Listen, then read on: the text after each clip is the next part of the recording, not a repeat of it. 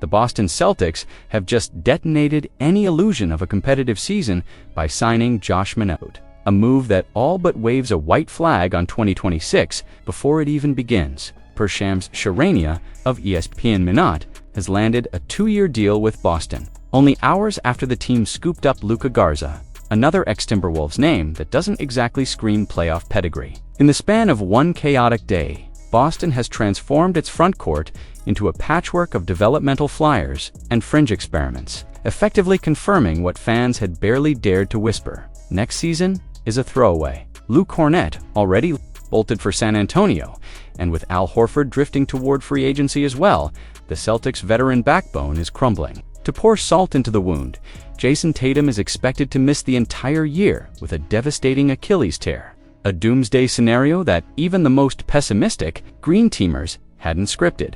Minnot's signing is not a push for a playoff run, it is a surrender. Boston's center rotation now looks like a graveyard of question marks. Neemias Queta's decision-making is a gamble at best. Xavier Tillman's defensive mobility has crumbled. Garza has yet to prove he belongs on an NBA court, and rookie Amari Williams is simply too raw to shoulder real minutes. The Celtics might as well be drafting a lottery ticket instead of chasing a banner. For a franchise obsessed with that mythical banner, 19, this pivot is brutal. It is a message that with Tatum sidelined, there is no cavalry coming. Minott and Garza are younger, cheaper, and let's be honest, largely unproven. The kind of players you sign, not to chase trophies, but to evaluate in meaningless games, in the soft Eastern Conference. The Celtics could theoretically scrape together something respectable around Jaylen Brown, Derrick White, and Peyton Pritchard. But respectable is no one's goal in Boston. And without Tatum, that dream was already gasping for air. The reality, Boston's front office has chosen to punt on the entire campaign, regrouping for a healthier Tatum and a cleaner cap sheet in 2027. They were going to have to break things apart this summer anyway. That was a given even before Tatum's Achilles exploded their hopes. But the catastrophic timing of his injury put a bullet in any serious contention talk.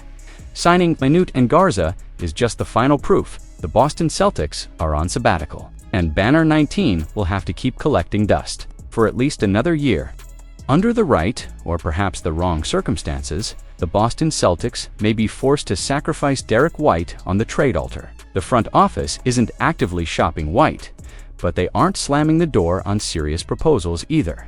Christopher L. Gasper of the Boston Globe ignited the conversation on Wednesday, framing it not as a reckless breakup of a championship nucleus, but as a cold-blooded calculation dictated by timing, age, and looming financial nightmares. White is coming off a year that should cement him in the franchise's lore, starting 76 games, averaging a robust 16.4 points, 4.8 assists, and 4.5 rebounds, while serving as a two-way safety net. But that breakout only makes him a more valuable chip. And with the Celtics suffocating under the weight of a punishing luxury tax crunch, his trade value might never shine brighter. White will be 32 by the time Boston aims to fully reload for another title shot, an inconvenient truth that could tip the scales toward letting him go while his stock is sky-high. That crack in Boston's armor is all a hungry suitor needs. Gasper pointed directly to the Houston Rockets, a franchise now driven by win-now desperation after stunning the league by adding Kevin Durant. Head coach Ime Udoka,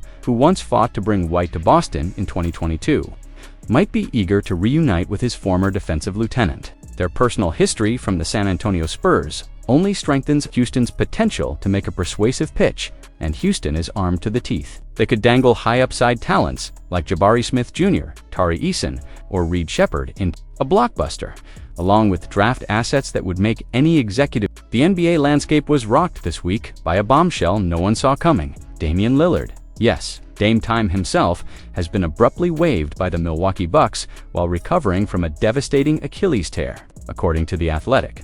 The Boston Celtics are one of several franchises circling like sharks, ready to pounce on the future Hall-of-Famer. Lillard's sudden exit from Milwaukee sent shockwaves across the league. The Bucks essentially bought him out, spreading the $112.60 million remaining on his deal over 5 seasons, clearing enough cap room to chase Miles Turner. That maneuver leaves them with $22.5 million in dead money each year, a massive financial scar in exchange for roster flexibility. But here's the real twist. Lillard still pockets every penny of his salary over the next 2 years. Regardless of where he goes, that means money will be no obstacle for a contender willing to give him a shot, and Boston, Golden State, and the Lakers are already scrambling to get in line. For the Celtics, the opportunity is seismic. Lillard may miss most or all of the 2025-26 season while rehabbing from a catastrophic Achilles rupture, but the upside is undeniable. A fully recovered Dame, even at 35, could transform any championship window in 2026 and beyond. Boston has been here before. Remember Jayson Tatum's quiet recruitment of Lillard in 2023 before the Bucks swooped in. That dream might get a second chance. Of course, there are massive risks. Lillard's injury profile isn't just about the Achilles. Last season, he also dealt with a calf blood clot that sidelined him during a critical stretch, and that raises serious questions about whether his body can withstand a return to an NBA level. Yet his numbers, 24.9 points and 7.1 assists across 58 games, still scream star power. And if he does recover, even partially, there's no telling the chaos he could unleash. Defenses would be forced to pick their poison, shade, toward, Tatum, or respect the deepest range in basketball history. The Celtics could secure a playoff wrecking ball at a bargain, banking on Lillard's competitiveness and fire to revive his career. Make no mistake, this is a gamble, and one Boston rarely makes. But when the chips are down, and a legend is suddenly on the market, a legend with nothing to lose and everything to prove, championship-caliber teams don't hesitate. They strike. The question is whether Brad Stevens and the Celtics front office have the courage to bet on a player whose name still terrifies defenders, even if his Achilles no longer does.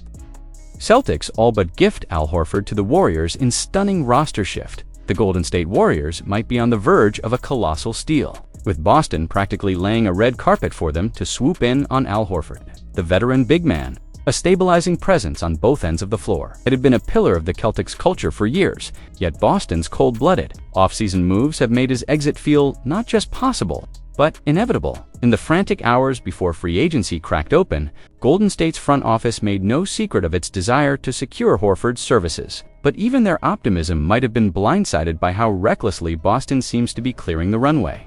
The Celtics made no announcements about Horford's status, while the center market exploded in chaos, capped by the earth-shattering move of Miles Turner, landing with the Bucks in a blockbuster deal that flipped the entire Eastern Conference upside down.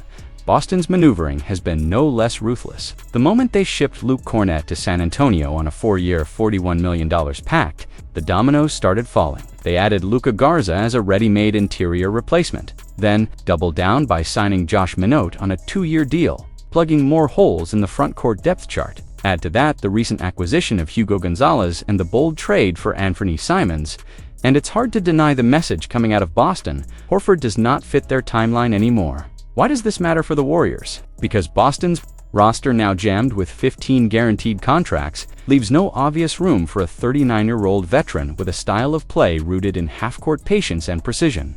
Their youth movement says otherwise. In other words, Horford's seat at the table in Boston looks stone-cold vacant, and the Warriors, battered after losing Kevon Looney to the Pelicans and desperate for a defensive anchor to prop up their shaky front line, might be handed a gift on a silver platter. Horford's championship experience, leadership, an unselfish offensive game make him an almost perfect fit to steady Golden State's to raw young bigs, Quinton Post and Trace Jackson-Davis, without stealing their developmental reps. Of course, the Warriors will not be alone in trying to pry Horford away from Boston's crumbling embrace. Reports from The Athletic suggest the Lakers see him as a serious option, even as they dangle offers at DeAndre Ayton fresh off a buyout from Portland. And there is always the lurking threat of a mystery suitor, blindsiding everyone with a surprise offer. But right now, one thing is brutally clear. The Celtics have cracked open the door for their longtime backbone to walk away, perhaps straight, into the arms of a conference rival, with a real shot at revenge in June. That is a shocking and ruthless turn, even by the cold business standards of the NBA.